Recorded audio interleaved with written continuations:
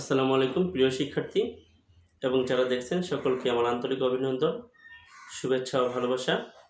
প্রিয় শিক্ষার্থীবৃন্দ, আজ আমি তোমাদের নবম দশম শ্রেণীর রসায়ন বিজ্ঞানের ষষ্ঠ অধ্যায় মূলের ধারণা ও রাসায়নিক গণনা থেকে একটি গুরুত্বপূর্ণ গাণিতিক সমস্যার সমাধান দেব। প্রিয় শিক্ষার্থীবৃন্দ, এই প্রশ্নটি এবং এই অধ্যায়টি তোমাদের জন্য সবসময় গুরুত্বপূর্ণ, বিশেষ করে যারা 2026 সালে এসএসসি পরীক্ষার্থী আছো তাদের জন্য বিশেষভাবে গুরুত্বপূর্ণ এবং আজকের প্রশ্নটি আরও বিশেষভাবে গুরুত্বপূর্ণ। প্রিয় শিক্ষার্থীবৃন্দ, তোমরা লক্ষ্য করো, আমি কথা না বলি, প্রশ্নের দিকে আগাই। প্রিয় শিক্ষার্থীবৃন্দ, তোমরা বোর্ডের দিকে লক্ষ্য করো, কি দেওয়া আছে? 40 গ্রাম সালফিউরিক অ্যাসিড প্রস্তুতির লক্ষ্যে 0.82 গ্রাম অর্থাৎ 0.82 গ্রাম হাইড্রোজেন, 13.06 গ্রাম হলো সালফার এবং 24.5 গ্রাম হলো অক্সিজেন নেওয়া হলেও প্রত্যাশিত উপাত্ত পাওয়া গেল না, কেন? ব্যাখ্যা করো। অর্থাৎ 40 গ্রাম সালফিউরিক অ্যাসিড আমি প্রস্তুত করতে যাইতেছি, এর জন্য আমি নিছি 0.82 গ্রাম হাইড্রোজেন, 13.06 গ্রাম হলো সালফার, 24.5 গ্রাম হলো অক্সিজেন নেওয়া হলেও প্রত্যাশিত উপাত্ত পাওয়া গেল না, কেন? ব্যাখ্যা করো। যদি এই ধরনের প্রশ্ন হয় তাহলে আমি সহজভাবে অঙ্কটি করার জন্য এবং বোঝার জন্য আমি কয়েকটি ধাপ লিখবো। এই ধাপগুলো তোমরা অনুসরণ করবা। আশা করি যে তোমাদের এই ধাপগুলো অনুসরণ করবা, কারণ আমি এই অধ্যায়ের বেশিরভাগ অঙ্কের ক্ষেত্রে আমি তোমাদের অঙ্কগুলো করার আগে অঙ্কগুলো কিভাবে হবে এর কিছু ধাপ আমি সবসময় দিয়েছি। আজকেও এই অঙ্কটা করার ক্ষেত্রে কয়েকটা ধাপ আমি দিব, ধাপগুলো অনুসরণ করো। প্রথম হলো যে এই যে যৌগটির মধ্যে কি কি পরমাণু আছে এদের পারমাণবিক ভর জানতে হবে। তাহলে যৌগটিতে অবস্থিত মৌলগুলোর পারমাণবিক ভর জানতে হবে। যৌগটিতে অবস্থিত মৌলগুলোর পারমাণবিক ভর জানতে হবে, এটা লিখি প্রথম ধাপ। তাহলে ধাপটা আমি কি বলতেছি খেয়াল করে, এই অঙ্কের ক্ষেত্রে ধাপগুলো কি হবে? প্রথম ধাপ, যৌগতে অবস্থিত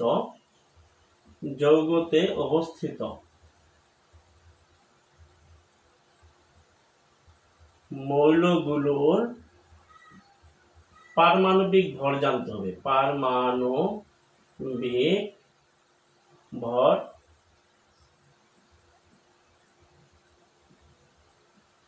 দ্বিতীয় ধাপটা হলো যৌগটির আণবিক ভর জানতে হবে। প্রিয় শিক্ষার্থীবৃন্দ, ধাপগুলো লক্ষ্য করো। 1 নম্বর ধাপ হলো যৌগতে অবস্থিত মৌলগুলোর পারমাণবিক ভর জানতে হবে। এই ধরনের প্রশ্নের সমাধান দিতে গেলে যৌগের মধ্যে যে মৌলগুলো অবস্থিত আছে তাদের পারমাণবিক ভর জানতে হবে। দ্বিতীয়টা হলো যৌগটির আণবিক ভর জানতে হবে, এই যৌগটির আণবিক ভর বের করতে হবে। তারপরে হলো মৌলের প্রয়োজনীয় পরিমাণ, প্রত্যেকটা মৌলের যে পরিমাণ নিছি এই পরিমাণগুলো নির্ণয় করতে গেলে মৌলের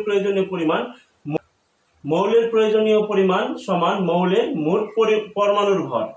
মোট পরমাণু ভর কয়টা মৌল আছে? যেমন হাইড্রোজেন এখানে 2টা আছে, তাহলে 2টার ভর কত হবে? সালফার একটা আছে, একটার ভর কত?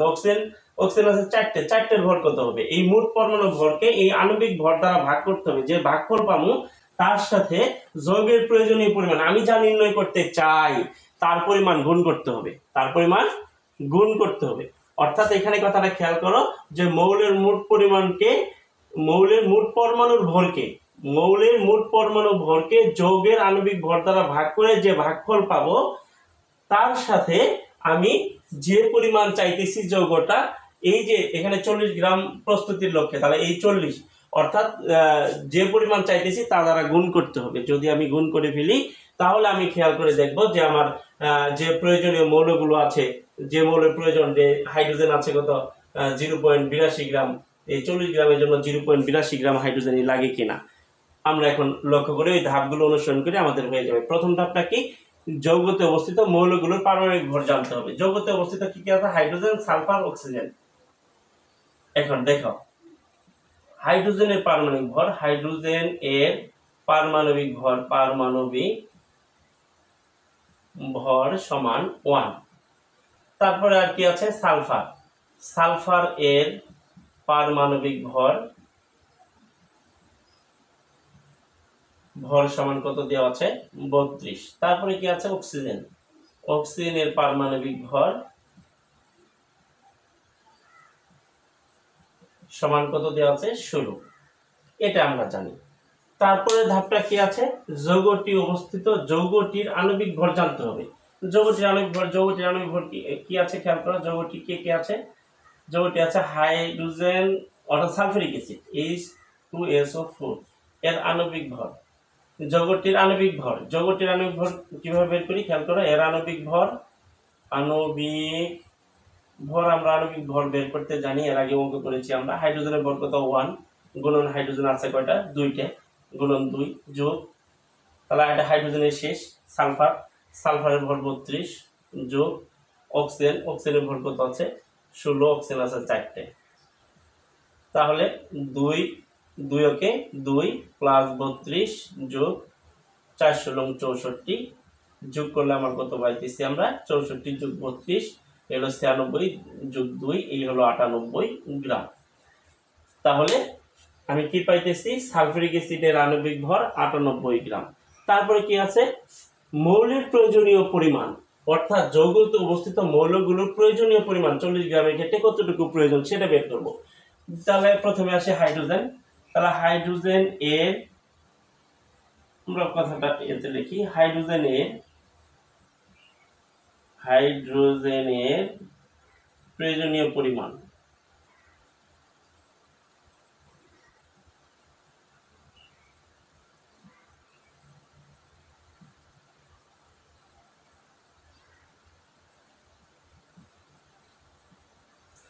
কি আছে, মৌলটির মোট পরমাণুর ভর। হাইড্রোজেনের মোট পরমাণুর ভর কত হবে, হাইড্রোজেন আছে 2টে, একটার ভর 1 2 ওকে 2 ভাগ যৌগটির আণবিক ভর 98 গুণন যৌগের প্রয়োজনীয় পরিমাণ। যৌগের প্রয়োজন কি পরিমাণ যৌগ তৈরি করতে চাই আমি 40 গ্রাম গুণন 40। তাহলে আমি হিসাব করি কত পাইতেছি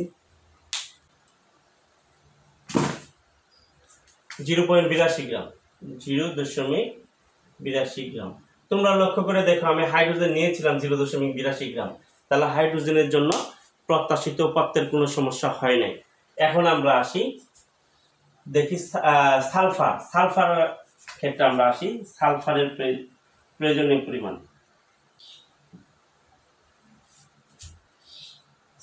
সালফারের মোট পরমাণু, সালফার পরমাণু আছে কয়টি, একটির ভর 32 ভাগ আণবিক ভর 98 গুণন আমি যে পরিমাণ তৈরি করতে চেয়েছি 40 গ্রাম সমান কত আসে খেয়াল করো।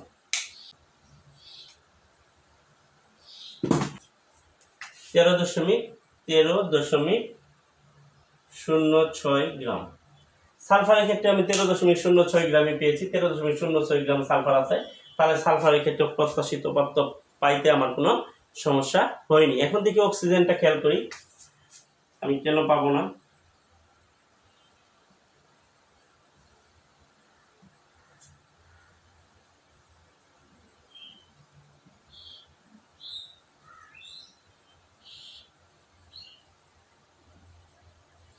অক্সিজেনের মোট পরমাণু ভর কত আছে 64 ভাগ আণবিক ভর 98, কারণ অক্সিজেন আছে 4টে 4 16 64 ভাগ 98 গুণন 40।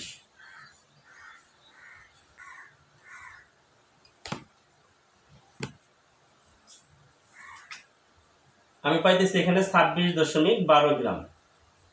তাহলে অক্সিজেন প্রয়োজন হইতেছে আমার 26.12 গ্রাম, কিন্তু অক্সিজেন আমি নিয়েছিলাম 24.5 গ্রাম। এক্ষেত্রে অক্সিজেন প্রয়োজনের তুলনায় আমি কম নিয়েছিলাম, তাই প্রত্যাশিত উপাত্ত পাওয়া যাবে না। তাহলে আমি লিখব এই ক্ষেত্রে 40 গ্রাম সালফিউরিক অ্যাসিড প্রস্তুতির জন্য H2SO4 এর প্রস্তুতির জন্য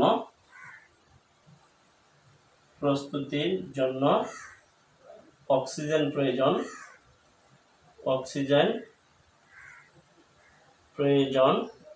26.12 গ্রাম, কিন্তু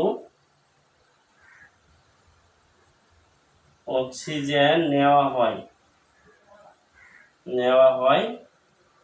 24.5 গ্রাম, তাই প্রত্যাশিত উপাত্ত পাওয়া গেল না।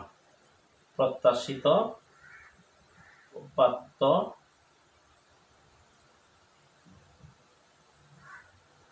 পাওয়া গেল না।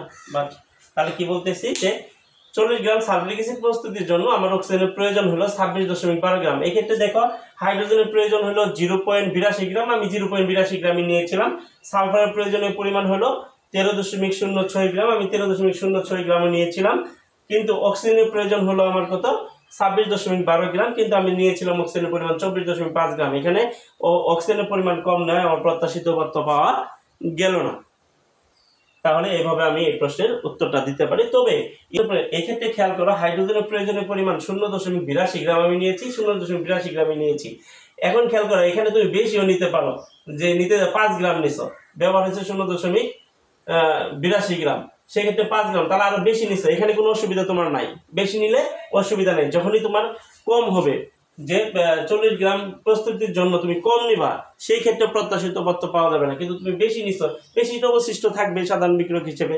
কিন্তু তুমি তো কিন্তু 0.82 গ্রামের চেয়ে কম নিতে পারো না, যদি তুমি 40 গ্রাম সালফিউরিক অ্যাসিড তৈরি করতে চাও। তাহলে আজকে এ পর্যন্তই।